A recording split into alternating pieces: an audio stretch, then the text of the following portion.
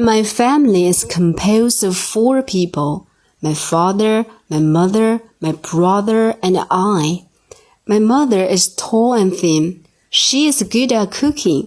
She always makes delicious food for us.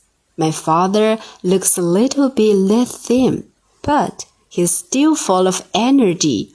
It's worth mentioning that my father has a good temper. He always speaks with characteristic enthusiasm. I have never seen him get cross or lose his temper. My brother and I have quite different personality traits. He's outgoing, but I am shy. He likes playing outside, but I prefer staying at home. Although there are a large number of differences between us, we have one thing in common. Both of us love our parents extremely.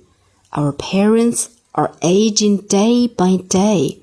We take pleasure in taking good care of them and bring our company to them so that they can enjoy it.